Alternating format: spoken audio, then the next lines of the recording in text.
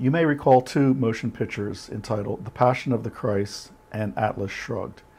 It's interesting to note that both of these movies had a very, very difficult time getting financed and greenlit in Hollywood. The Passion of the Christ was a personal story that Mel Gibson wanted to tell. And Atlas Shrugged is a story about capitalism, where the capitalists or the corporations are not the bad guys. It's easy to see that in almost every Hollywood movie, the corporations are the bad guy and the government is basically the good guy. The mom and pop government that comes rushing in with FBI sticker on their back and saves the day. But the mean big bad corporations, like in RoboCop, come in and shoot up everybody. So at any rate, Mel Gibson wanted to tell his personal story. After making over $1.5 billion for the major studios, Mel thought, hey, I'm going to tell a story that I would like to tell. So how did the studios receive Mel Gibson when he decided to tell his story about the Passion of the Christ? Well, the fact of the matter is the life of Jesus Christ does not interest the control group of Hollywood. Is it any wonder why the control group didn't avidly greenlight Mel Gibson's movie, The Passion of the Christ, when they did greenlight Steven Spielberg's movie, Schindler's List?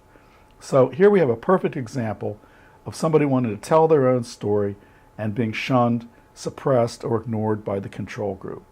And in fact, the control group and various apologists for Hollywood, such as Abe Foxman and the ADL, basically attacked Mel Gibson's movie as either anti-Semitic or bordering on anti-Semitic. They were afraid that if the Bible was portrayed the way Mel felt the truth of the Bible was, that it would cause all kinds of problems in the Jewish community. So they decided to give Mel a lot of trouble on this, and Mel ended up financing the movie himself. He reached into his pocket, he pulled out $40 million, he made The Passion of the Christ himself. The movie made over $1 billion in worldwide gross revenues, and then some of the studio subsidiaries decided they wanted to start distributing it. So here's a perfect example where movies reflect their makers.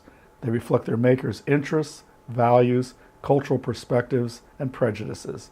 And if you try to make a movie like The Passion of the Christ, Hollywood's not going to greenlight that movie, even if you've made $1.5 billion for them previously. Same thing happened to Ayn Rand. Ayn Rand wrote a book called Atlas Shrugged.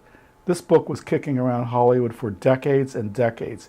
Even though it was a bestseller, nobody in Hollywood wanted to make it. Why? Because it makes the corporation the good guy.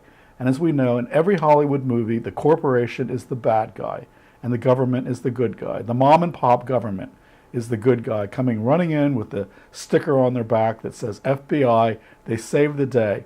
So as soon as Ayn Rand writes a book, Atlas Shrugged, no matter how good the book is, how good the story is, if the corporation's the good guy, there's no way. And also I might note, Ayn Rand is Jewish.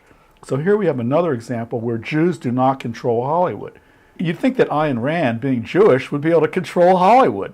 Just like Marvin Davis, a multi-billionaire. But Hollywood is not controlled by Jews. And if you're not in the inner circle, it doesn't matter whether you're Jewish or Gentile. So Ayn Rand's great book, Atlas Shrugged, sat on the shelf for decades and decades, while Steven Spielberg was making Schindler's List and everybody else was making every other movie bashing corporations, from RoboCop on down to James Cameron's Avatar. I mean, here we not only have corporations in America that are evil, the corporations all over the universe and solar system are evil. So Ayn Rand dared to make a movie where the corporation wasn't the evil guy, and Hollywood just cannot have something like that. It just doesn't get greenlit in Hollywood by the control group.